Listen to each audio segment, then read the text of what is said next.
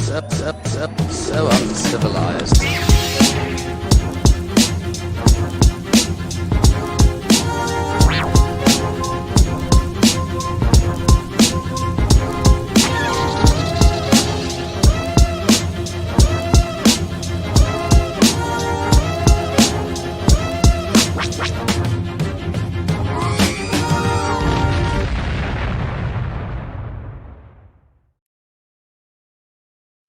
Okay. You want to go to the room, Jamani? Yo, welcome to the 1/6 Scale Man proudly presents another episode of You Know What It Is. It is now Uncivilized Scoundrels. I'm your host, Leo Rockwell, for the 1/6 Scale Man YouTube channel. Do me a favor, hit that like button, subscribe to the channel, hit that bell notification so you're always up to date as to what we got going on over here on the channel, man. And yeah, we are rounding out. This is again, this is probably one of the films. Again, like if ever there was discourse between Phantom Menace, Attack of the Clones, I think that what we got with Revenge of the Sith kind of made up for all that, and in such a way that I think that all the Hayden Christensen haters back then can honestly say that he did the damn thing in this particular film. The choreography was incredible. The opening scene was incredible. Like literally, man, everything about this film, I absolutely love. The tragedy that it is. Mace Windu is a hating ass motherfucker, but we'll talk about that later. We'll get into that discussion later. But anyway, man, thank you guys for being here. Let me bring on this incredible, amazing panel. We got my man Zeb in the building. What's going on with you, brother? How you doing, man? It's good. I'm So excited glad to to see talk you, about bro. the film. I'm especially excited to talk about why the high ground gives you advantage. Yeah. But it'll be a conversation. Yeah. See, Seb, you have the moment. You have your moment. Like I had my moment in Phantom Menace. You have your moment. We're going to talk about that in just a few more minutes. Thank you for being here, brother, as always. Next up, we got Uncle Keith. What's going on with you, What's brother? up, hey, man? First of all, I want to know what Zeb's got in that mason jar. But other than that, we're going to have sitting on his desk there. I think it might be some moonshine. I don't know. I don't know what Zeb's got in that glass. No, but man, this is the movie right here, man. I remember, yes. like you said, man, the opening scene was Hell yeah, bro. was so good, man. When they rolled over, everything. And you just see the layers and layers and layers of ships fighting and what's going on. That was one of the greatest opening scenes in Star Wars history. Hell yeah. We get to see, the final episode of how Anakin became what he became. The whole sad saga and the whole ending, and it's just I like it. I love this movie. It's a good movie. It's a really good movie. Everything about it was just so, again, we're talking about just that turn, and we talk about it from the very beginning, from Phantom Menace up into Revenge of the Sith, bro. Yeah. The again, when we're speaking in terms of the cohesiveness and the story that he wanted to tell, he told. Yeah. You can't take that away from these films, bro. Like all the hate, you got to give credit where credit is due. Lucas told, yes, infamous Order 66, giving the whole thing, man. It wrapped everything up, man. It just wrapped it up. Come on, man. They wrapped and did their thing, man. So I'm definitely excited about it. Next up, again, can't be trusted. The man who called Order 66 himself. Oh, there he is, right there. I am the Senate. Is that the last one, X? Is that the recent one that just came out? Or this is the most recent one? This is the episode 3 Sidious that I just got today. Yeah, and I love this figure so much. It looks really good. I love this figure so much. But I also love how y'all are talking about the beginning of episode 3, which is one of my favorite openings of any Star Wars film. You got that drum, that war drum that's beating, and then you got the giant, ship. And then you have the two ships come in, and then it goes over, and then you see the chaos that a space battle would actually be. Like what the prequels did. The prequels actually showed us what what a war would look like across multiple worlds, and that's something we actually didn't really get in the original trilogy. We didn't. We got little skirmishes here and there, little battles here and there, but this is like, what if the galaxy was at war? And that's what it showed us. It was big, it was chaotic, it was tragic, and it's my favorite of the prequel films. It's one of my favorite Star Wars films, just because of the way it was shot, the way, you know, everyone was bringing their A game. Ewan McGregor was having a blast with being, you know, Obi-Wan. Hayden finally got to be evil, and Ian McDiarmid was having the best time of his life, literally. You can tell he was having so much fun, so much fun. You know what I mean? Like literally so much fun, as you know, as from an actor standpoint. And you could tell that when a person really loves the character, like when they really love that character, bro, like they kind of like put their all into it, like they give it everything, and it just bleeds off. They come back. I mean, hell, fucking Ewan McGregor's been talking about, hey, give me another season 2 of Obi-Wan for the longest time. That's how much he really loves that character. He loves that playground.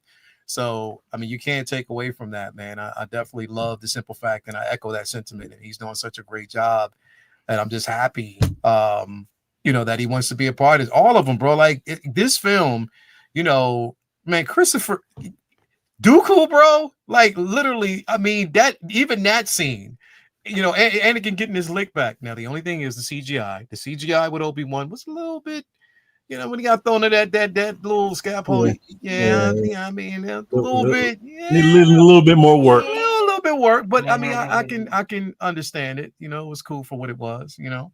But yeah, we're gonna definitely dive into this, man, because it was definitely incredible. Let me say what up to the chat, everybody that's in here with us this evening. We got Pedro Lopez in the building, bro. Thank you for being here, bro. Definitely appreciate having you as always. The Quito is there.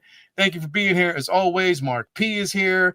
We got Malika Mabane, WRNR, Real Negro Radio. WRNR. Tonight, we got the Sith, Revenge of the Sith. Let your dark side bleed. Anyway, thank you for being here, brother. Simulcast on FM and AM on your dial. On your dial, bro. You already know. We got who else we got in here with us, man? I think we got a couple people that say subscribe. We got Charlie the Unicorn. You already know it is, man. The troublemakers in here. You already know, man, how that is. S Beam is in here, man. Thank you for being here as always, man. And before we actually kick off the show, again, we do this all the time to kind of make sure that we pay homage. At least I do, to pay homage to the places, of course, where I get my figures from, where I get my collectibles from, because it is always about that. Starting off with my man Ray over there at Underground Figures. That's Underground Ray all day, every day, Ray. Making sure that you have everything you need. No NRD, shipping and handling is definitely reasonable. Sign up for that newsletter so you're always up to date as to when your figure is going to be arriving or a new figure is being introduced. On top of that, create yourself an account, because you never know when it might be free shipping on the figure choice. Hit him up. Definitely got your back. As always, we want to give a shout out to my man Ray over there at Hawkwards Toys. Again, Cool Water Ray. If you are looking for a one-stop shop for your in-art collectibles, or if you're looking for a lot of those Grell pieces, he makes it happen. Again, nice little care package. Figure, comic book, stickers. It works. Proud sponsor of everything we got going on over at the Figure Flex Friday Facebook group. Hit him up. Tell him I sent you. He'll definitely take care of you, as he always does. Also, we're going to give a shout out to our guy Jacob over there at Comic Relief Comic Collectibles. Again, if you are looking for an array of not just figures, but also physical media, anything you need to know about the history of the characters, hit him up. He'll definitely take care of you, as he always does. Got to give a shout out to Brian Wong over there at Maju Case, Maju Space. Now, again, I have the mono. You get the display option of your choice. Hit him up. Holiday season is always good. He'll have those sales, those deals. He'll take care of you as always. Also, we got to give a shout out to my guy, Vincent Dunn Art. Again, if you're looking for incredible art pieces, go to his Instagram page, click on the link. It'll take you straight to his store, and you'll be able to see everything that he actually has over there on his store. And it is at a reasonable price. He takes commission work, all that. Hit him up. He'll definitely take care of you. Also, got to give a shout out to the one and only Tina Cruz, El Deluvio over there on Instagram and Facebook. Again, if you're looking to take your figure experience from here to here, as you can see that Qui-Gon, definitely hit her up. She'll take care of you as always. So yeah, man. With this film, so again, another film that we got directed by Mr. Lucas himself. again, story that he wanted to tell, and he told it exactly the way he did. For all the, and I'll say this, man, for all the hate, and I think, and I stand on this hill, even what we got from Hayden Christensen in Attack of the Clone, he did exactly what it was he was supposed to do, giving it the personality. A bratty kid who, again, wanted to be recognized and seen, as, a Jedi, fighting for acceptance, also fighting for someone who he was in love with or infatuated with. That movie was a bit creepy in that aspect, but still we accepted it. You know what I mean? But I think that transition from that film to this particular film, we see that more, battle hardened, more, more so secure and not act, but confidence in who he is as a Jedi Knight at that particular aspect, but also dealing with a lot of anguish and still dealing with pain, still kind of reckless in so many aspects of it. But at the same time, he gets the job done, as always. But then we also see that, dramatic turn, that turn, and it just happened. And yes, we will talk about the high ground, Zeb. I know you've been waiting to talk about that. We will discuss that in just a moment. But I'm gonna start with Chris, man. Your thoughts. Seeing this film, we had seen it for the first time in the theaters. Now, people were. Would you say would it be safe to say that people? I'm not gonna say reluctant, or did they carry a bit of skepticism going into this? Did you carry a bit of skepticism going into this, or how you feel? How did you feel going into this third film when it released? Going into this third film, I was more excited than seeing the trailer for. Probably more excited than seeing the trailer for the first film, just because I knew what was coming, and I knew I'm like, okay, this is going to be the payoff. And you saw those trailers, and it struck the right tone, where it's like, no, this is going to go the way you think it's going to go, which is you're going to end up with an empire by the end of this. The Jedi are going to fall, and things are going to go south, and the dark side is going to the Sith are going to get their revenge. And I remember going to this film. It was one of the last midnight showings I think I ever went to, where I sat in line for hours to go to the midnight showing. And the people were dressed up. It was exciting, and I got to see it. And I remember I absolutely loved it. I loved it. I thought it did everything it said it was going to do. The fight, the choreography, the fights, the space battles. I mean, that opening battle, again, the opening space battle is one of my favorites in all of Star Wars. The character of General Grievous, no idea, you had some idea of who the character was if you watched the Tartakovsky Clone Wars, but still, it was just a fun movie. At the same time, it was a tragic film. It was a darker film than I thought it would be. Master Skywalker, there are too many of them. What are we going to do? It was just wildly entertaining, and at the same time, at the end of it, you had hope. You had you had hope in the Skywalker twins. So I was thrilled to see. I was thrilled to see it. I was thrilled to see it, and I was thrilled to see it this year for the 20th anniversary. The movie made over $40 million in its re-release. Yes, I mean, come yes, on, it that's yes, not bad for a 20-year-old film to outpace most new releases. And yeah, people were there. They wanted to see it, and a lot of people, this is their favorite prequel film. For some people I know, this is their favorite Star Wars film because it's got everything: the space battles, the ground battles. Yes, it's it all does. there. Yes, it does. Everything you needed was right there. Zeb, what about you, man? What was your experience in the theater, bro? I was excited to see this movie. I mean, I didn't know how it would stack up to the other two. I thought Clone Wars was a lesser version of the Phantom Menace. The Phantom Menace, especially seeing that poster board where you see young Anakin and then the shadow of Darth Vader, that just sent chills up my spine when I saw it. But I was really, really excited to see this one, and then it did not disappoint at all. I know there was a lot of hate after it got released, and then also there are a lot of people that were talking about certain mistakes that seemed weird. the high ground being the main one that I think of when I think of this film. But honestly, you got to see as Chris said, the space battles of a galaxy at war, and then you also got to see so many different locations. You got to see Kashyyyk. You got to see also all the different Jedi in different their different duties as generals in different areas of the galaxy. So to experience that and to not lose the plot was really, really well done on George Lucas's part. And yes, Chris, you're completely right.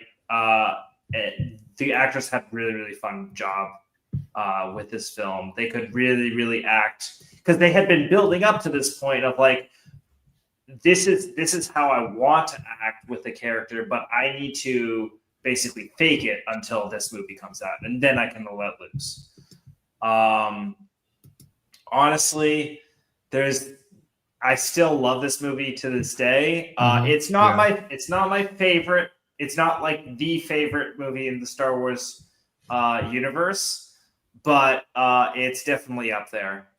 And I think the key thing also to consider, especially with this opening scene, when you see Anakin being that reckless and so forth, is that during Clone Wars and during this film, there's this massive time skip of what actually is going on in the world, where Anakin, not only as if people have seen the Clone Wars animated series, not only has he had a Padawan, he's also been betrayed. He's also been like roughed up through the war and everything. So there's a lot of like just emotional trauma and just wanting to see this war end, and also all the Tusken Raider anguish and so forth with his mom just coming into this film. And it's, he did a really, really good job as Anakin. Yeah, I think he did. That was my point, bro. Like, I think for what it was that Hayden, because he had to do a lot of heavy lifting, because the film, this was that turn. This was those moments where the turn had to happen. Where we see someone who we've watched the past two films show signs of what was to come, because we know the story. We know where he ends up. We know basically where he goes, and it's one of those things where once we see that, once we get ourselves thrusted into that atmosphere, it's just like, whew, like, it's tough. How can he pull it off? Will he I think he did a good job. I definitely think he did. He did a good job. You saw the speech I posted in our real say what chat when Palpatine gives Anakin the speech about, I can teach you how to save lives and the Plagueis one. Yeah, when he's telling him all of this, and Anakin, before that, Anakin just having nightmares about his mother. He's seeing Padme die. He's seen all this going on, and he goes, man, if this person could give me a way to stop all that from happening, I think I have to take this road. I can't be a Jedi. I have to go this way. So that was the turning point of where everything, you knew he was going to go to the dark side. And then, it was over with, because he went to the office, and Mace came in and tried to kill the Emperor. And what was his words? I need him. I need him. And the reason why he needed him, because he needed him to save, and if anybody he loves was to die, so he can save them from having to feel that pain again. Leave it up to someone who was a former slave to want to regain absolute control. He needs to have control over something, and then he wanted absolute control. And for a moment he had it, and then as Vader, he of course he became a slave to the dark side, but he also had all this power. He had power that he didn't have as a slave, and yet he was still a slave to the dark side. In the end. I always thought about what it would be like, because the most pivotal scene in the film was when Palpatine Palpatine was exposed as the Sith Lord. When he, at that point, at that split second, Anakin had a decision. Do I live by the Jedi code? Do I warn others about his presence? Or he could have just said, like, hey, like, I can't believe this is who you are, and put his own needs before everything else and just say, look, we just got to keep it a secret. I need you to save Padme. I really need you to save her. I really need. And just imagine what would have happened in that particular moment. Because had he in that particular moment conceded and just gave over, number one, you would have had both your damn legs, probably. You'd have probably still had your legs, your arms, and stuff like that, whatever. I don't know. But I'm just saying, but in that moment, he didn't. He did go tell because, again, he thought it was the right thing to do. So it's in that moment is when you really discovered the conflict that was within, because he was battling with the simple fact that I have to do what's right. But at the same time, you promised me that you could be the one that could help me get what I needed. And only did he realize that once he was confined to his quarters and realized, wait a minute, he's gonna be battling Mace Windu. That motherfucker's he ain't no slouch. No, let me get over there real quick. Let me stop him because he like yo, X, my force run. He's like, let me get over. I know, right? The one time he should have saved it for the high ground, is what he should have saved it for. Yeah. Instead of use it to get over there before Mace Windu. Yeah, but he knew it was the right thing to do, but all of that outweighed. He didn't want somebody he cared and loved about to die again. And he knew I can't let Mace Windu kill him. I won't let him kill him. We want to put him in Jedi jail, and then he could tell me the secrets later. That's what he wanted. Yeah. But it didn't end up that way. So.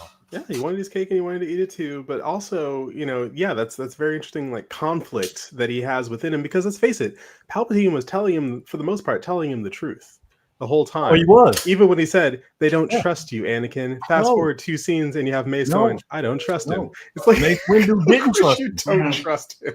Mace Windu didn't. No, he didn't. He didn't trust him. So everything that Palpatine was saying came true. And so the Jedi, again, to quote Grand Admiral Thrawn, they'll be the architects of their own destruction. They betrayed their own values. They became generals and peacekeepers that became generals in a war. Yeah. And then the final masterstroke being Order 66. Yeah. It's funny because if Anakin hadn't told Mace Windu that Palpatine was the Sith Lord, then Mace Windu and the team wouldn't have gone to the office and tried to basically arrest/kill him, which would have also not led to Palpatine being able to use that as an excuse to execute every single Jedi. So Order 66 would have happened, which is just really bizarre to hear that Order 66 actually happened because Anakin wanted to do what was right by the Jedi Code. And that's what happened. It's like, okay, Jesus Christ. Yeah, but what was, if he didn't use it at that moment, what was Order 66? What did he have that up his sleeve for? If not at that moment. I mean, there were many orders at that moment. There were multiple orders, but Order 66, there are multiple orders. I think Order 66 was just one of those orders that they had implanted in the clones as a contingency. He basically planned out every single possible scenario and be like, well, okay, if it goes this way, I need this order. If this goes this way, I need this order. And it just happened that the tiles were laid on the table, and it just happened to be like, okay, that's the order. We're good. Okay. So yeah. Because I think it would have still. I believe honestly that Order 66 would have still happened. Anakin just probably wouldn't have been in the way. Or if he led the charge at that point, because again, it wouldn't have been as easy for him to give into that fear and hate if he had the full cooperation of Palpatine at that point, and Palpatine had his full cooperation. Maybe it could have been another way.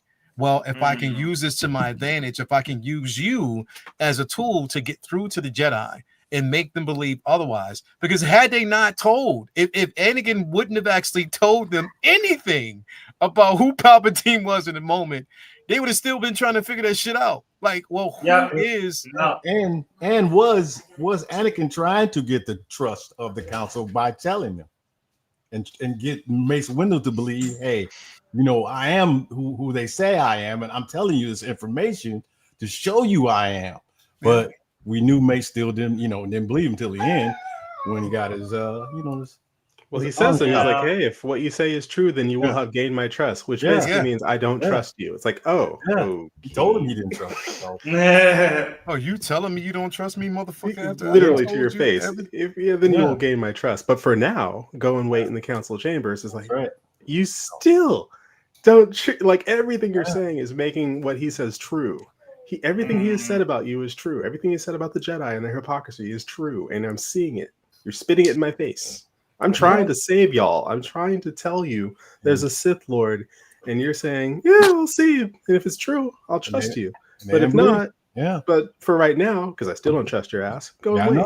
We'll check it out. Yeah, we'll go check it out. Real quick before we move on, got a $20 super bomb, but my man Doug Guido, thank you so much, man. He said order 66 Jedi robes for the younglings. I appreciate that, bro.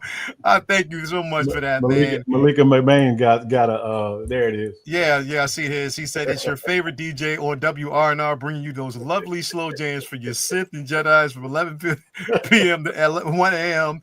May the figs be with you, my friends. Thank you so much for that, bro. Speaking of which real quick, again, this is what we are going for right here. This is the Halloween initiative, putting it out there for people.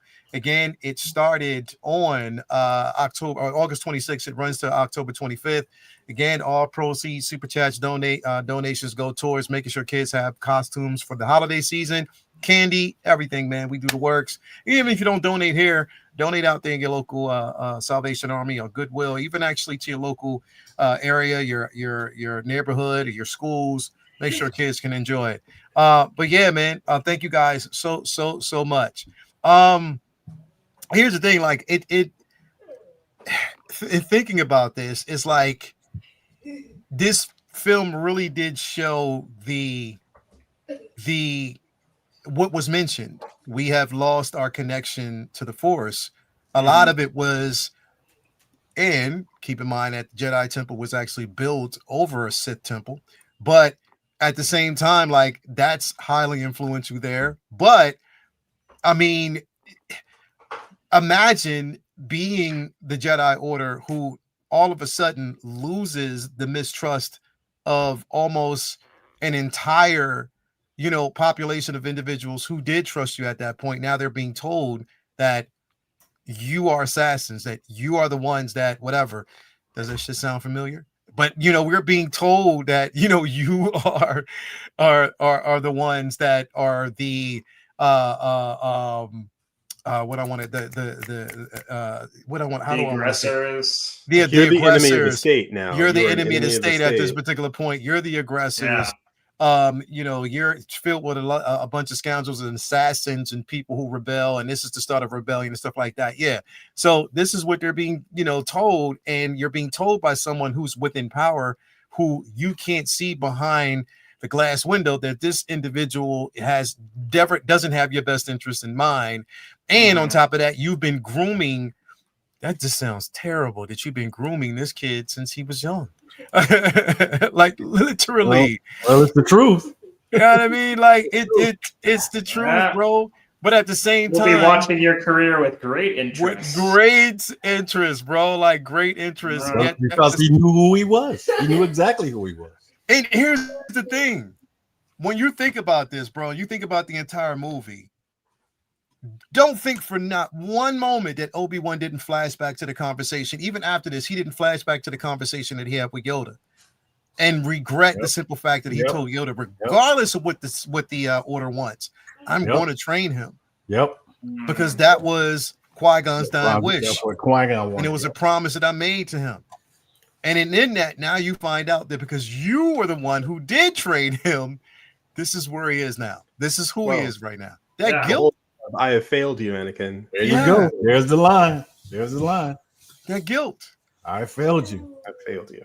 Like that guilt is there, bro. Like it's there, and it's inescapable. You know what I mean? You can't escape that. Well, he held on to it until the Kenobi show when he told him, "You didn't kill Anakin Skywalker. I did." But that still didn't make Obi-Wan feel any better about it. It didn't. No. Because But he was able to. He knew move that on. wasn't. Like, He knew that wasn't true. He knew that wasn't true. He knew it wasn't true. Yeah. I mean, he did, and it's just a guilt that he basically carried. But Yep. I mean, even before then, like I look at the conversations, and I wanted to pull this picture up here. This scene here, just the conversation once they had saved the day, you know, it was a feel-good moment between the banter between both. You know, that little incident on Cater Moria, that doesn't count. You know what I mean? Yeah, that doesn't count. I want to know what happened there, though. They needed. This is why you didn't read it. It's out there. It's out there. I know, but I want to see it. Oh, okay, I want to see it. I want to see it in live action. Yeah. That's what I want to do. I want to see it in live action. And it's not the first time Anakin saved him. Hell no. There's been plenty of times that he actually saved him. But again, like just they were like, well, I mean, at least Obi-Wan seen him as his brother. Yeah. But Anakin seen him more as not just my brother, but my father as well, like a father figure in a sense. You know what I mean? So that, bro, like that is a lot of weight to carry. Yeah. Like, I mean, it's absolutely devastating. All of his friends and his loved ones turn on him, and he makes them all turn on him. The Jedi turned against me. Don't you turn against me too? And then at the end of the day, you have Obi-Wan yelling, "You were my brother, Anakin. I loved you." Yep. And he, in that line, you could tell he really did. I loved you. Mm-hmm. And it's probably the first time. It's definitely the first time he showed that level of emotion on screen. Yeah. And sadly, he was doing it as his friend was about to catch fire. Well, he also chopped off his legs as well. That is true. It's like, I'm sorry, I chopped off your legs. But why? Because he had the high ground. He had the high ground. I had the high ground, goddammit, and I told you I had the high ground, and you didn't believe me. Well, listen, in every battle, in every war, you always want the high ground because it's easier to survey down and out instead of looking up and over. Okay, you're correct. However, the reason the high ground works in this scene is because Anakin jumps. Okay, we're looking at this picture. What's to stop him from? What's to stop him from jumping off that platform onto the bank below Obi-Wan?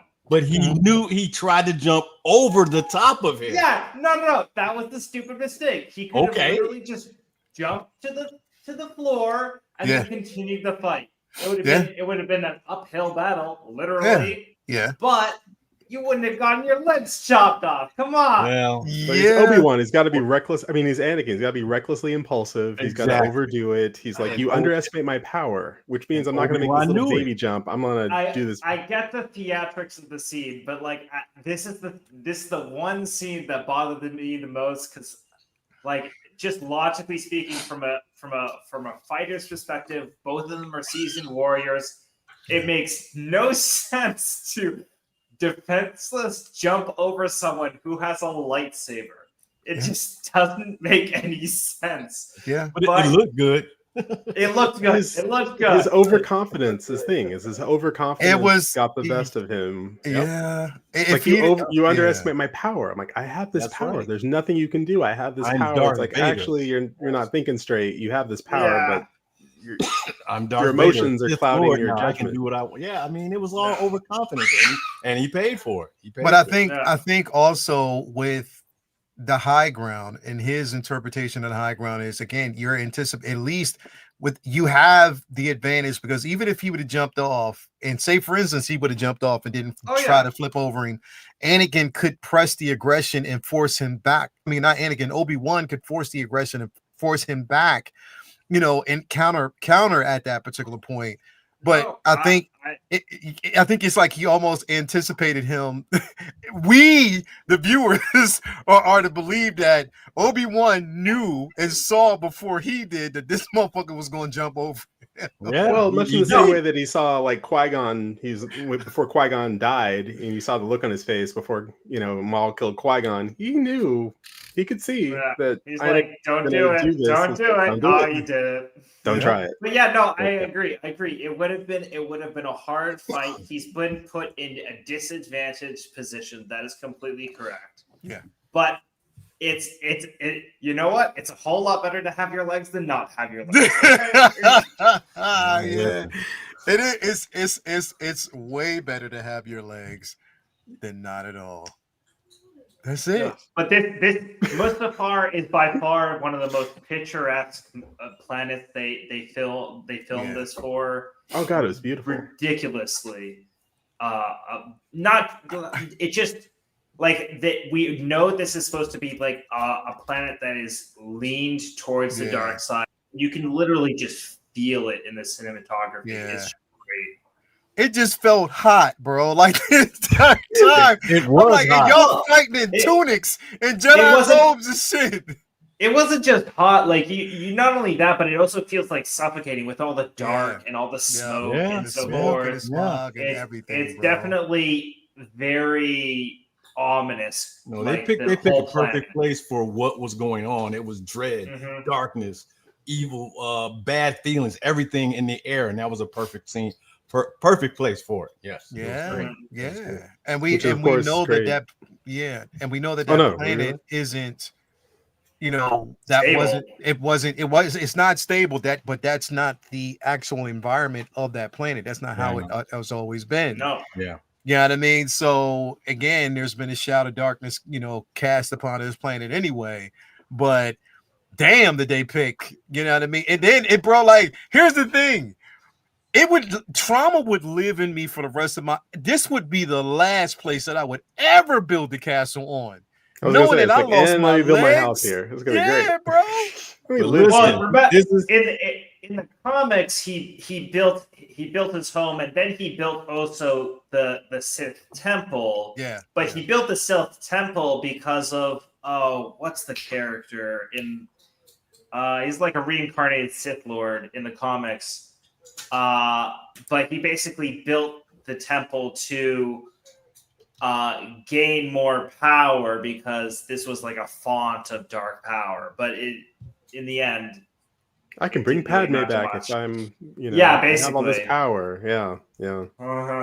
Correct. Same mistakes. The wheel keeps turning. Yeah. And finally, it's like, I just deserve this misery. Let me just look at the place of my greatest failure and just take solace in that. I mean, that's the one thing Anakin as a character never really did until the very end when he finally gets like saved by Luke. He never really took responsibility for the consequences of his actions. Yeah. He sort of just went through life as just like, I'm the chosen one. What I do is right, and any sacrifices along the way are good and justified. Anything that's bad towards me shouldn't have happened anyways, because that's not how it should be with the chosen one. So it wasn't until the end where he's just like, no, I fucked up, and I needed to sacrifice myself for my son by killing Sidious and so forth, and that's my sort of way to have repentance about my actions. But until that point, he doesn't consider the consequences of his actions as things that should be happening to him. Heck, this is a perfect example. He had an affair with a senator under the eyes of the Jedi Council against Jedi rules, and he thought, that everything's gonna be fine with that.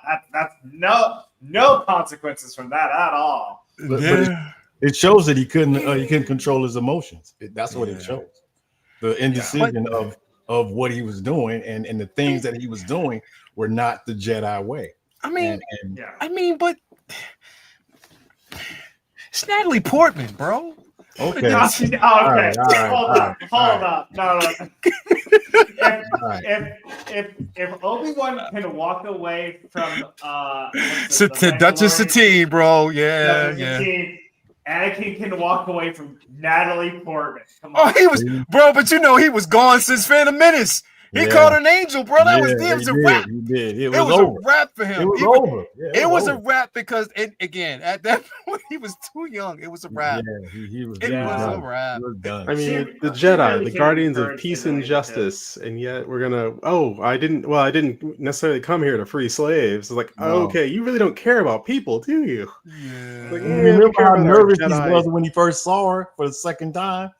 You know, he was Jedi all dogma. He's but like we- all he's nervous. adjusting his tuning and everything. Yeah. Listen, he was done. He was done. Bro, he Yeah. been Jedi, done. no Jedi. He was done. You seen it But in his it- eyes it- right here. He was done. It was a wrap. Yeah, He's right like, there, look. mhm. Yeah, but it takes Yes, two to sir. tango. She encouraged it, Yeah. which is even worse because she knows the rules, and it was just not. It was a young not a thing. good thing to do. Listen, she wasn't a seasoned senator. She was just learning too. So she Hey, let he it didn't let need- it slide.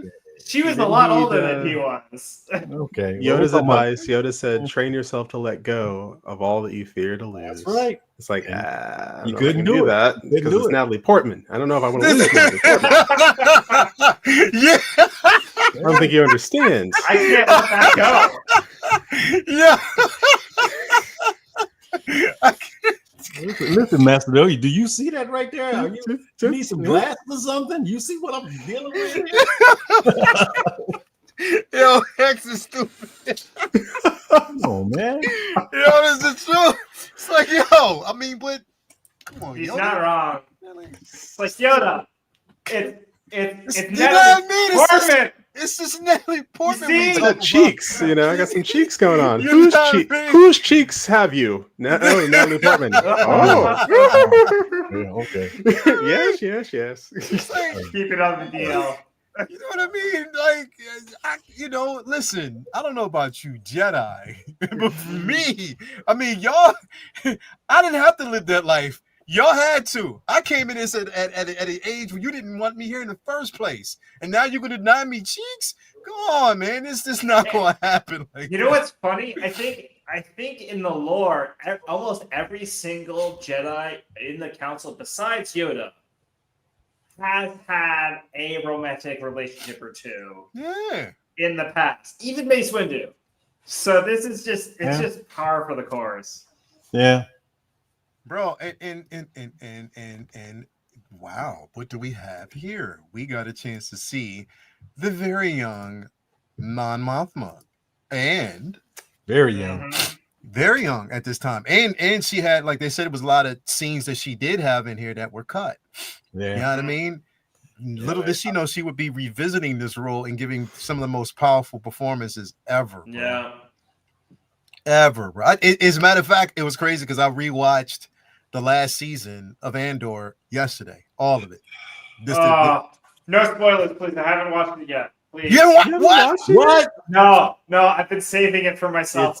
It's like this treason, delicious then. treat that's just right there, but I can't. I want to consume it all, but I don't have the time. Zeb, you just dropped down. Come You just dropped down on the ladder, bro. man. You went down like maybe Yeah, 3 rungs. Come on, man. 3 You are rungs, doing man. yourself a disservice by not I watching that. know. Oh I my know. God, What have you? bro. What's your It is sacrifice? so Everything. good. Everything. I know. Oh, I mean, man. the first season was so good. The whole The prison second season is scene better. where It he's is. like, I can't swim. That was just Oh, that was devastating. Yeah. Oh my God. But yeah, Bro. I need to find the time to binge If watch you it. like So the first season, I the loved it. second season is about to blow you away, bro. Okay. It is so phenomenal. It's phenomenal, bro. It It's is the best thing literally- since sliced bread. exactly. It really is. It is some of the I don't know if any of best. you seen. Well, I'm gonna save it for backstage. I'm not gonna spew any political stuff right now. No. I seen it. I seen what you're talking about. I already seen what you're Yeah. talking about. Are Tony you Gilroy, talking I about the seen it. manifest? The manifest. No. It's an interview they had with Tony Gilroy. I saw. No. It was a sign somebody was holding. Oh yeah, in yeah. front of the Disney Outside of studio. Disney. Yeah, I saw that. Yeah. I saw that. Yeah, I saw It that. was perfect. It was Yeah. Like literally, bro. Don't. I can't wait till you watch Zips. When you watch it, because we're going to definitely have a revisit. We're going to revisit Andor one of these days. Okay. So we're gonna. yes. I'll watch it. I will watch it. Definitely make sure you watch it. But so let me ask y'all a question here real quick. I mean, because everybody out there, we're discussing this, but we are managing our time because a lot of us are tired. We got stuff to do. But I want to ask you this question. So the beauty of this was, and even because I hear a lot of people say that, well, watching this film, but then watching Clone Wars, it just made so much more sense and it made it much more enjoyable. And I would always push back on that. I'd be like, well, I enjoyed it for what it was, even without what I think. I think that Clone Wars was just an added layer. Yeah, it added the layers and it just kind of filled in certain blanks of things that what people may have wanted to know. But when I hear people say that Clone Wars made Anakin's character much more acceptable, I'm like, well, no. That thing is, it's like I always felt as though it was good. Don't get me wrong. I'm glad we got what we got, but it's not something where I can sit up here and say that I necessarily needed it to make everything else make sense. I don't have to say that with this. Today I was actually watching Clone Wars, and I was watching the episode where they met Hondo Tanaka, and when they were leaving, Hondo says, "Well, you know, guys are not gonna, take revenge on me and get me back." And they're getting on the shuttle, and Anakin goes, "We don't do that." And then Obi-Wan says, "No, we're peacekeepers. We don't do that kind of stuff." This was the dichotomy of, here you are fighting with lightsabers, and you're supposed to be peacekeepers, but you're on a planet with pirates trying to capture somebody, and he's telling them, "No, we don't do that kind of stuff. We're peacekeepers." It was really odd for him to be saying that when exactly they weren't peacekeepers. They were basically Jedi are warrior monks. That's what they are. That's exactly what they are. And the episode was really good because it showed how Count Dooku was this, evil person who was actually, a Sith Lord. But then it showed Anakin and Obi-Wan as quote unquote peacekeepers, which they really weren't.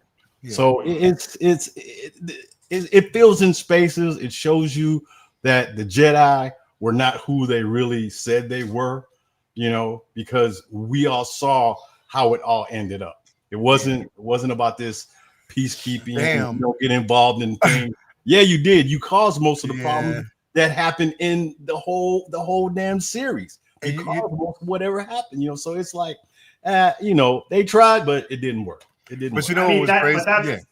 Go ahead. That's the history. That's the history of the Jedi. Is like they have this massive thing. I mean, I know KOTOR isn't canon.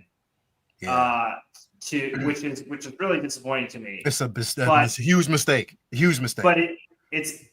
But one of the things it addresses is like there's this cycle that the Jedi keep doing, which is they revisit their roots, they slowly build up popularity and power and so forth unintentionally, and then they eventually reach this stage where they're like, oh, we actually have to be now responsible for the entire universe, and then they shoot themselves in the foot, and then it crumbles right back down, and then they rebuild.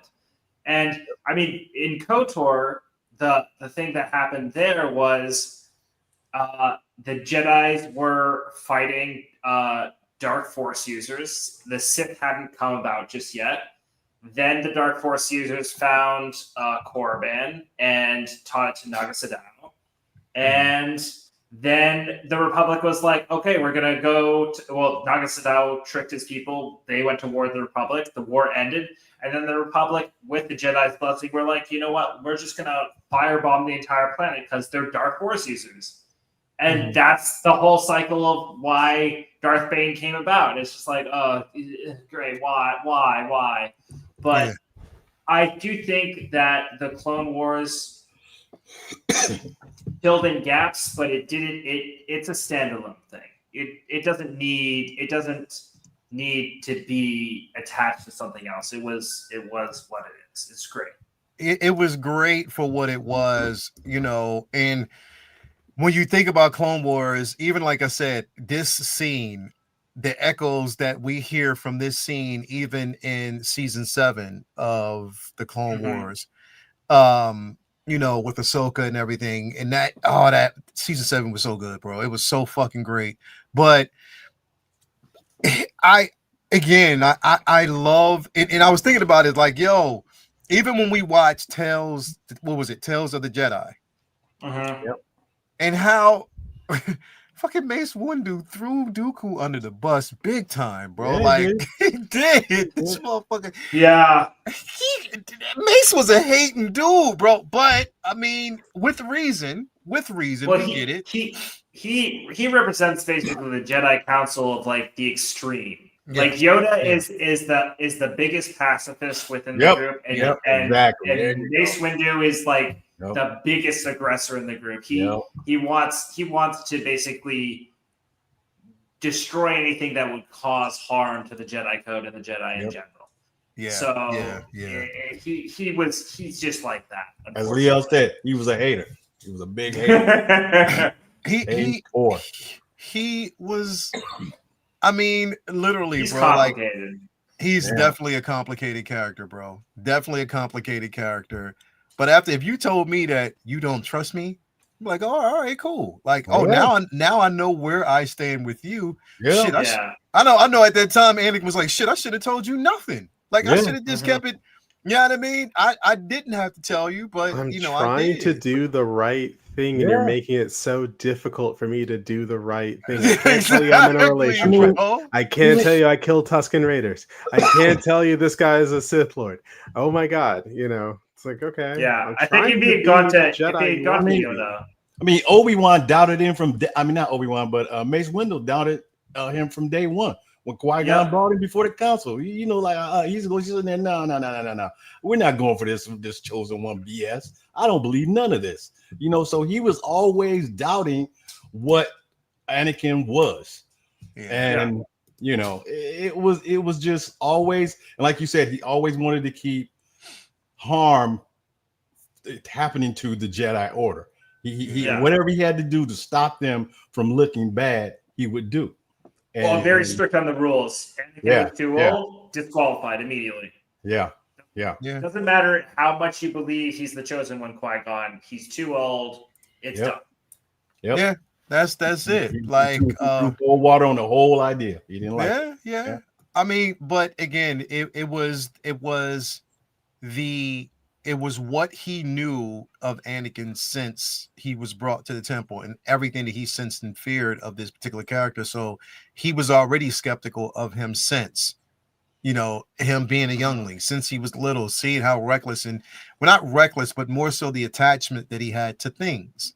No, he was reckless. Yeah, very reckless. No, Anakin. I like to think spontaneous, he was reckless.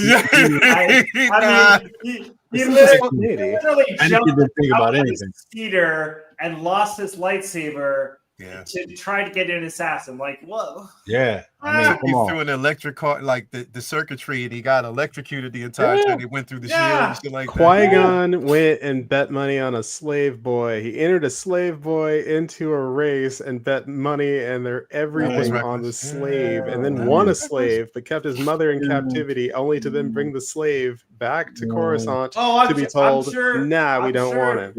I'm sure if Windu had gotten a hold of that, he would have strangled Qui-Gon. That's true. It's like, wait, how did you come upon this? He would have been beyond pissed.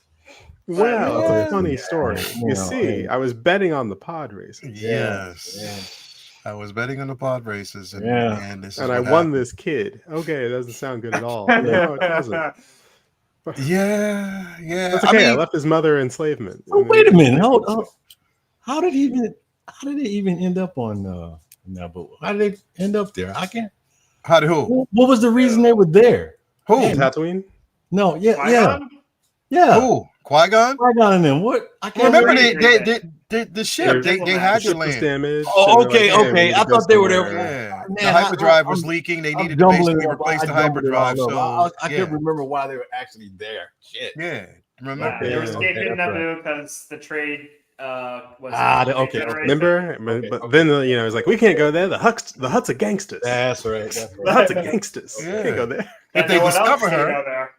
Okay. Yeah. The Hutt's are gangsters. Exactly, bro. But I mean, bro, everything about the journey with this, and you feel so bad for Padme, bro, like, and the decisions that she had to make, and knowing that even her, it's almost, you can feel, because even when Obi-Wan came to talk to her, bro,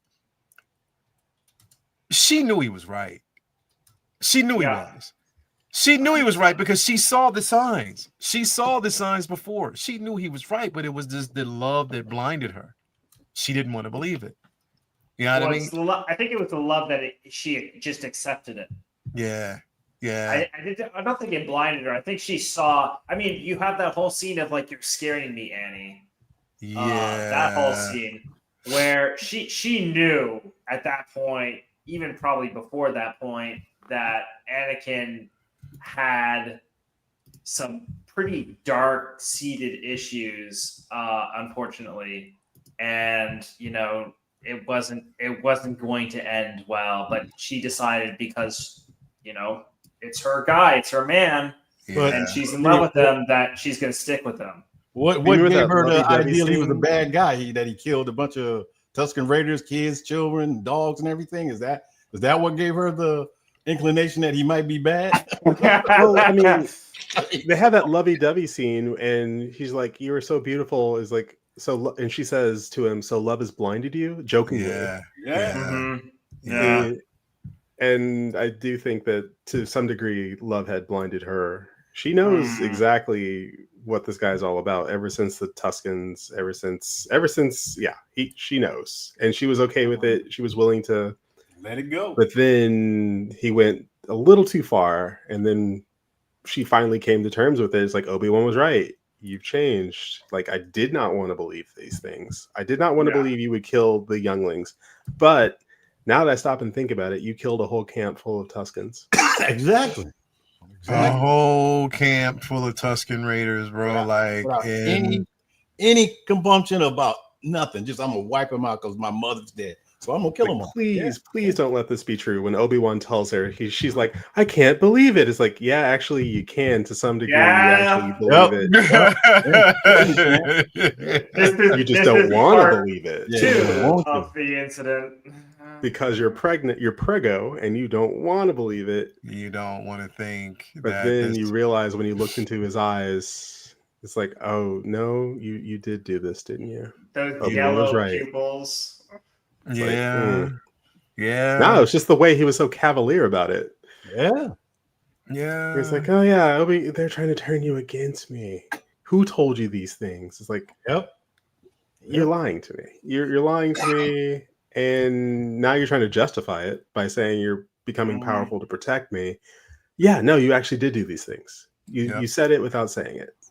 Yeah. She was ride or die up until that point. She was. I mean, but she was going to go. She go to roll with everything. Yeah. She just, in her eyes, she was the piece. She was the person that could stop this from happening, but only if. And I even thought the conversation between them should have been structured, or with her assuring him, or knowing that this was his fear that she was going to die, that this is not knowing that it was not her dying at the hands of anyone else. And it wasn't technically her dying at the hands of him. It was a broken heart. Yeah. But he didn't know that. Remember, when he gets the operation and Sidious wakes him up, he's like, "You accidentally choked the shit out of her." Yeah, he didn't know. You killed her. Yeah. That is, Obi-Wan lied to him. Obi-Wan lied. Obi-Wan lied to him because Obi-Wan knows he didn't kill her from that choke. He knows that. No, but No. He didn't have it. He didn't have the chance to tell Anakin that because. Oh no! Oh yeah! Of course not. No. They just immediately departed. But Sidious probably had the chance to say something but instead he decided to exert even more control over Anakin by saying, "No, you killed her with your bare hands." Oh, okay. Use it to his advantage. Okay. I got it. And now you have no one left except for me. For me, yeah. Come to your father, son. Yeah, come to. I know, right? Yeah, come to your father, bro. Yeah, and remember that thing I told you about, resurrecting people. I'm not telling you none of that. I'm not telling you. You never had a power to begin with. Now. I'm not telling you one word of it. No, he never had that power. No, I know he didn't. He didn't. He never had the power. That was the lure to get him in. It's very Sith-like of him to basically say, well, I never expressly said I had the power. I just said this. I heard this story about it. Yeah. It just seemed like there was a little bit of hope there. It's not me at that fault. Come on, guys. Of course, secretly, that's something he's working on for himself. Yeah, and using him to get it. And using him to get it. Yeah. I do think he wanted to jump into Anakin's body. That's what I was just about to say, bro. And that's why he was so angry. Yeah. He kept him alive because he felt as though he was useful. He can use his anger to control and use that anger to lash out on. And again, he was his war whore, his war dog. But my thing was, yes, I think that if Anakin was still in his prime, younger, was no scar, he wanted to interface with him, bro. He wanted to take over his body. Like I think he did. He wanted to transfer his essence in a more like a stronger Sith in his eyes, someone who was more powerful in the Force. And that is my way to control everything at that particular point. He was grooming him the entire time just to see what he can get from him. So it wasn't I can keep your wife alive. There's a way that I can save her. He was saying to him, no, it's a way that I can save myself. Like literally. Like I sense Lord Vader's in danger. It's like we need to move. We need to move because that charming young man that I'm going to jump into his body. I have a feeling he's in danger, and I can't have that. Here's a question: if he had done that, if Sidious had jumped bodies into Vader, do you think he would have actually succeeded in taking over that body? Because I don't think so.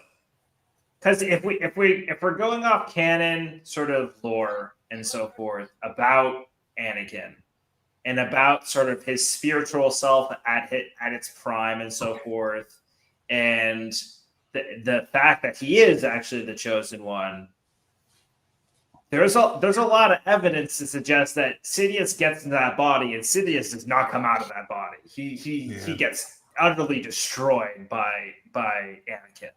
And Anakin just becomes this super, super evil, souped-up Sith that probably doesn't meet his match even against Luke. Yeah. So it'd be interesting, but I don't think Sidious realizes what he actually created.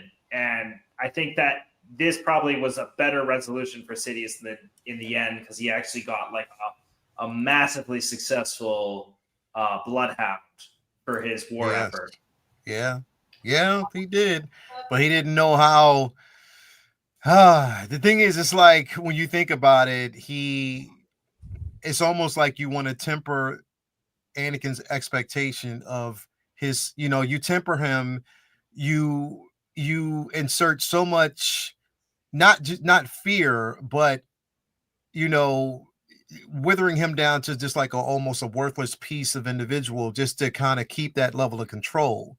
But you use him, but at the same time, you're fueling that anger. Because remember, like the interactions that even Vader would even have with the Grand Inquisitor, and how even at one point the Emperor would bait them two together, and how many times that the Emperor has put him in very uncompromisable positions, like things that he shouldn't have been able to get out of and had to fight, but yet Vader still had loyalty to him. Like still, this shit was crazy. I think, and I don't know how many people will agree with me on this, but I think it relates back to his early childhood, because a lot of that is early childhood development, and the fact that he was born into slavery, it sort of lends itself to like him being that mentality of like he needs to rely on someone to tell him what to do. I agree. It's not that he can't think for himself; it's that he has to have this overarching trained reaction figure. Yeah, and I agree. And in like he doesn't even Sidious doesn't just like break him down like mentally, like with Padme and so forth. We also see that with the fact that like whenever like Vader tries to break out of the rule too, like Darth Maul did, like recruiting other apprentices, or Count Dooku did with recruiting Ventress and so forth, and trying to basically kill Sidious to become the Sith Lord and apprentice again. Like he basically puts him in an uncompromising situation where Darth Vader has to either kill his apprentice or do along those lines, where it's just like, well, it just reinforces of I'm never going to get out of this. Damn, Zeb. Shit. This motherfucker the whole thing is just sucky. But hey, at the end, there's a silver lining. We get to see Luke, and we get to see a resolution, and he gets to go to the Force. This motherfucker was cooking just now, bro. He was just cooking, bro. He was like, "Yo, let me cook. Just let me talk. Let me." I think Zeb used to be a Sith Lord, I think. Bro, a Sith Lord. Yeah. I like the Sith lore better than the Jedi lore. The Jedi lore. I knew it. The Sith lore is way more interesting than the Jedi lore. It's way more interesting because it's a tortured thing. And then here's the thing: the Sith lore is tortured, but it's also it's filled with much more emotions because again, we know the Jedi, they don't deal with attachments. And at the same time, they're almost just as worse. After seeing like Ahsoka and how young she was, and seeing all the patterns, like they were thrusted in war when they shouldn't have been in the first place. They shouldn't have been ready for that shit. They were kids. They were kids. But they were forced into children from their families. Yeah. Hey, that sounds familiar. And then, like, if you think about it, now, I know this is going to be controversial, but if you basically go back to the Acolyte and what did, I forget her name, Carrie Ann Moss's character, I forget her name in that show, but remember when she was talking to the witches and she was trying to get the twins, she was like, it is our right. By law, it is our right to, if they are sensitive, they have a choice to come with us by right. And I'm like, damn, this is what has been instilled in the entire galaxy, that if there's a Force sensitive, you can either give us the child, that child can make a choice, but one way or another, they will, you know what I mean? Like it's if they're Force sensitive, it's by right they have a chance in charge to take these kids and train them. It could be two things, though. It could be that maybe they do it because they want to protect them, because a Force user, untrained, uncontrolled, can cause more harm at that point, depending. So let me bring this around a little bit in what I observed. We all know that he based all this on Japanese samurai culture. Basically, that's what George Lucas did. So when I was in Tokyo, when I went to the Samurai Museum, they had armor. They had armor all in the room, and they had some armor with mustaches on them. You know what that armor was for? No, that armor was for children. That's what it was. They had children samurai who were actually out in the field fighting, and the reason why they had the mustache to show that they were an adult instead of a child. So now you see Jedi with bringing in children as warriors. The same Japanese culture had the same thing. So bringing them in, training them. Yep. That's some dangerous ass shit. Like if I was a Force user, I mean, again, Anakin willingly wanted to go because he wanted to be a Jedi. Like the stories that are told, and that's the thing. You think about it. All these Force users, as kids, were told that the Jedi are keepers of the peace. They go on these adventures. They are the galactic peacekeepers, and this, that, and the third. But it was like, yo, you mean to tell me if I go? Okay, so let me get this right. If I go with you, there's a girl I like over there. I will never see her again. Like literally, I can't really. No. Oh man. Yeah. Damn. No attachments. I can't even. My mom. Well, that's why I like the Sith a whole lot more. It's because like when you think about it, when you like the Jedi had a great propaganda machine. Oh my god. Yeah. Where they convinced the galaxy that they were these peacekeepers when we know them to be warrior monks, and then. But here's the thing: is once you drill into like what their tenets are, the codes versus the Sith code, you start to see like what they're actually about and how you can have different perspectives on it. Like the Jedi is all about. Okay, so I'm just going to read off really quickly the Jedi code here. There is no emotion. There is peace.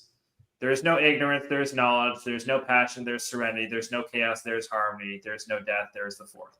Basically, like devote your all to the Force. You have no personal attachments. You are a stone wall. You are a block. Yeah. You do not feel anything. Nothing. Even if a kid is dying in front of you, you don't feel jack. You feel nothing. Like it's like, oh, hold on there. That seems a little bit callous and a little bit narrow-minded. And then you pair that with the Sith code, where it's like peace is a lie. That's pretty accurate. Yeah, you know, exactly. Life is a struggle. There is only passion. That is completely accurate. Through passion, I gain strength. Yes, through my passions, I gain strength, authority, responsibility, power. Through strength, I gain power. Through power, I gain victory. Through victory, my chains are broken. The Force is what shall set me free. And the Sith is all about the freedom to choose your own path. To choose your own destiny. And to basically take a hold of the responsibility of your life and your power and build it into your own worth. If you have power, everything else falls in behind that. Everything. Right. Everything. And the problem the Sith has is that the marketing around them is like, oh, there's a couple of a good amount of Sith that are these power hungry guys that they think that code basically tells them through power I will eclipse everyone and just reign over anyone supreme. But that's not and that's the Achilles heel of the Sith. Here's the thing is that's not what the code is telling you. The code is telling you through power you will be free to do whatever you wish. It doesn't have to be world conquering, galaxy conquering ambition. You could literally just be like destiny. You could literally just be like, I am going to just be free so that no one can fuck with me. Yeah. That could literally just be it. Yeah. And you would be a Sith. I can just leave it alone. So it's the back and again we see that both not only Anakin but Luke were the ones chosen to balance the Force. They both were, in a sense, to be that balance. We even know that, with Luke studied the Sith holocron as well, knowing everything that really he needed to know. It was the balance between, because the thing is, there's good to be found in both. Yeah, it is, unfortunately. And then Luke even learns from the dark side, and eventually comes out of that an even better person and a better person, Force user, not even a Jedi at that point, and he can use Force lightning. Yeah, like there's it's very narrow-minded of the Jedi, especially during this period of time, and also the Sith, to basically be saying like, this is our team. It's like, hold on, we're all Force users here. We should be taking this with a nuanced perspective, but no, that's not how it works with these things. And I feel, and I just from interpretation, it feels like the Sith are far more inclined to have a more nuanced view of what they do with those Force powers rather than the Jedi. The Jedi were just like, no, this is what you got to do. And we know that with the Jedi, their hubris is what held them back. It was the hubris of thinking that, well, no, we are the ones who, because we are the most connected to the Force, because we've given away to the things that the passions and the shortcomings that could, cause a bit of unbalance or whatever. And that was never it. Like it was never the way it was supposed to be, because I mean, the easiest way to keep. Oh, sorry. I was going to say the easiest way to keep younglings away from the dark side is to tell them it's evil and bad. Yeah. The dark is scary. Stay away. Of course. It's the dark side because it's secretive, not because it's evil.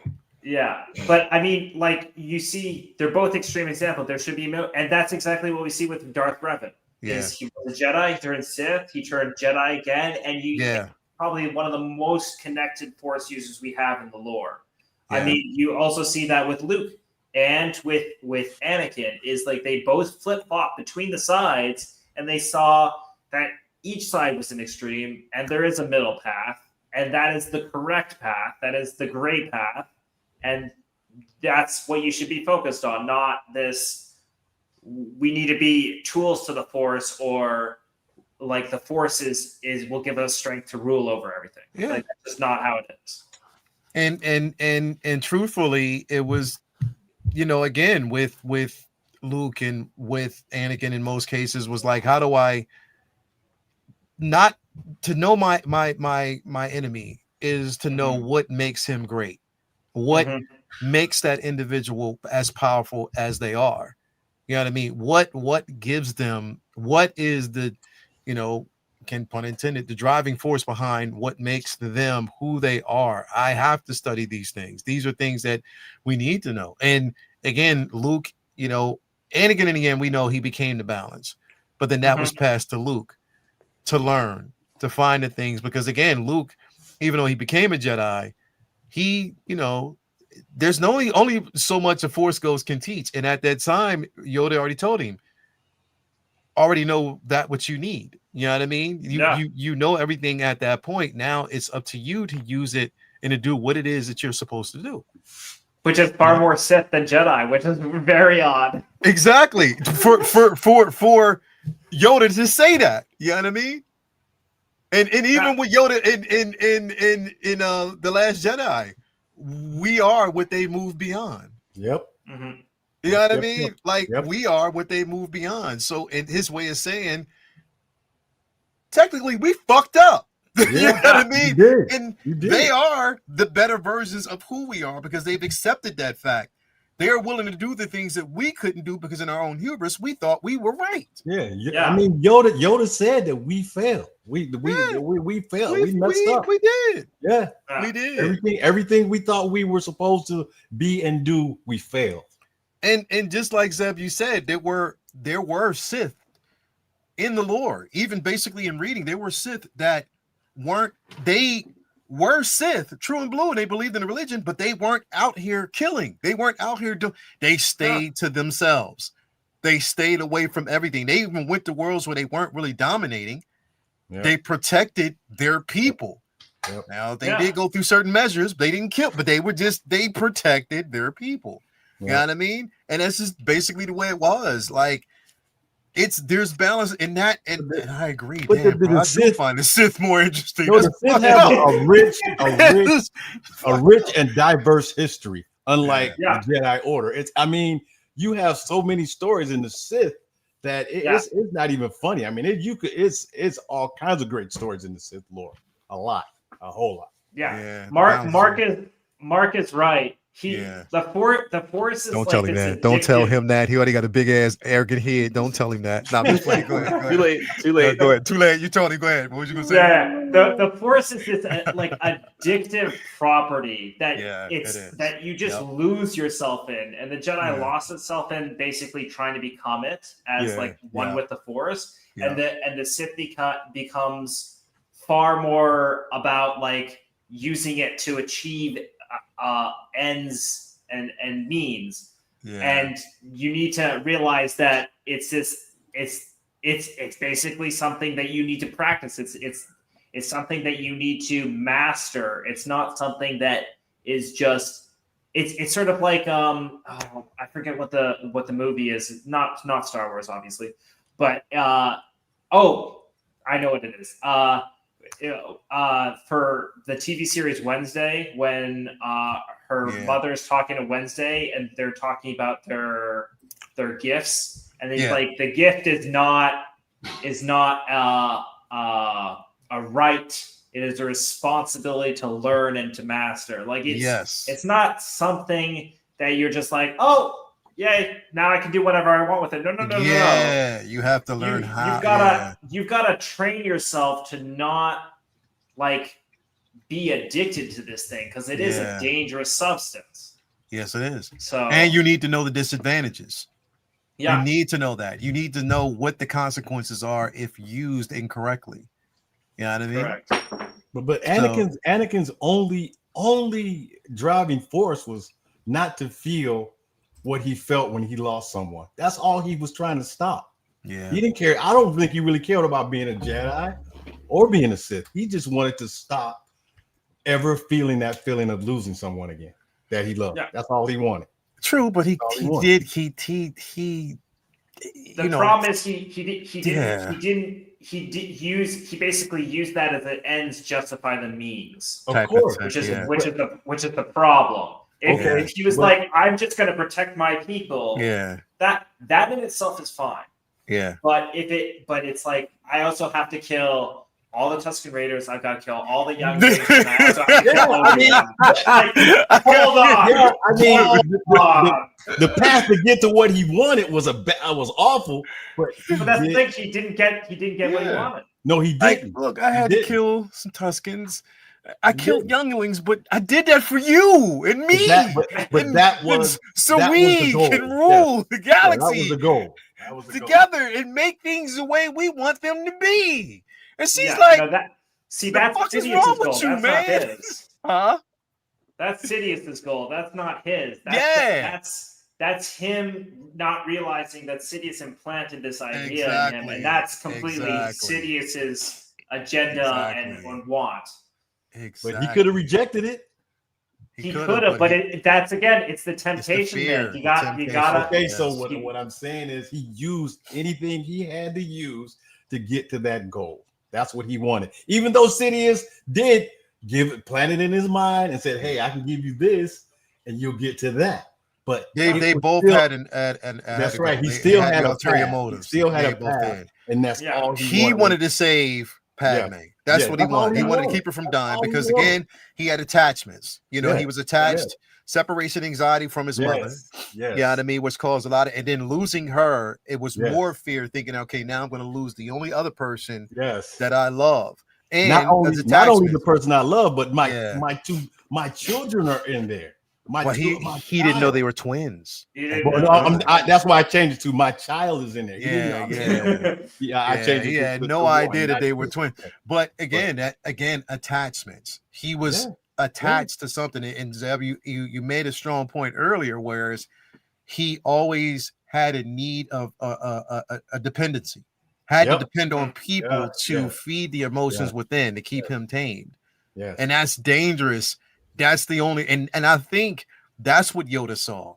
That's what May saw. That's the things that they saw in him. Yoda more so than anything else. Yoda was trying to condition him a certain way because he saw it. And he was trying to meet him like, listen, I get it, but you have to separate yourself from these things. I think that each individual Jedi master and everybody that was on the council had their own way of seeing the Force and how the Force works. Mm-hmm. Makes sense. It was just that Yoda of course, being the grandmaster and being that, the one who has been around for the longest time, has seen a lot more. But everybody have their own pragmatic way of, I guess, looking at it and interpreting it and whatever. That's what makes that's what makes Star Wars so fucking great, man. I just have to just say that. So far, listen, I don't want to, because I know it's 1:30. I said we was gonna keep it around 11. Okay, I know okay. I don't want it, because I know people got to do it. Y'all don't see what I'm saying, but X, those eyes are getting real heavy. Your eyes are I need getting it. Hold on. low. I need The one moon- thing. I need one thing before we go. X, I want to hear what Yoda says about leading to the dark side. I need to hear that. You need to tell me what things I need not to do that will lead me to the dark side. I need to hear that. Let me hear it. What things you need not to do? Yeah, not to do. Fear, God. fear. Fear, anger, aggression. Yeah. There you go. There you go. There you go. Definitely, man. But anyway, listen, great discussion. Everybody out there, thank you for being here, man. We had a good one tonight. Again, this was Revenge of the Sith. I love this fucking film. I love everything about it. Again, What's next? Ooh, what is Big next? question. What is next? I mean, there's Solo. There is Solo. There is Solo. Yeah, remember? okay, that's it. Solo. There's Solo, bro. We didn't tackle Solo. And I love Solo because there's a lot of symbolism in Solo too, bro. I do too. I love it. There's a lot in that I love. You know what I mean? A lot of it. And hopefully we see Kira again, bro. I want to see that character again. I want to know where she's at. I mean, we've seen her in the books. We know where she is in the book, but I want to see where she is. But yeah, we got Solo. Of course, we've already covered Rogue One. We did. I was gonna say, let's watch Rogue One. It's gonna be great. We can discuss the parsec question. Right, parsec. Yeah, well, yeah, Rogue One and how he cheated. That was exactly. That was a cheat. People didn't know, but this motherfucker cheated in it. That's how you did it in 12 parts. That's right. You know what I mean? But anyway, man, thank you guys for being there. Everybody out there, man, it's been a great discussion. On behalf of Zeb, Press X, Tobar, Keith, man, we'll definitely see you guys next week. I guess we will be discussing Solo, so there's a lot to interpret from there. And any other Star Wars news that we didn't get to, we'll be talking about that next week. Consider the simple fact that, yes, I believe we have a father now for Ahsoka. They're basic, and also there was rumors that Sam Witwer is supposed to be the son. So I don't know if that's going to be true or not, but I don't know. We just got to wait. Yeah, cool. I hope they do it right. There's a lot, man. Sam, I don't know why he hasn't been in live action yet. Should have been in a long time ago. A long time ago. The father, the son, and the daughter are all they're the biggest characters in Star Wars lore. Yep. Honestly, Yes. I agree. Yeah.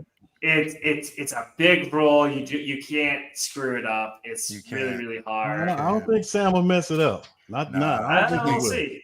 I hope Sam, so. Sam, I want to see how they do it. I definitely want to see how they do it. But yeah, we'll have more of those discussions next week and everything. Everybody out there, thank you for watching. Thank you for being with us. This has been another episode of You Know What It Is, Uncivilized Scoundrels. If you can't do anything else, always and forever stay simply uncivilized. Peace, love, and all that good stuff. Talk to y'all later on. Peace. You understand my power. Do it.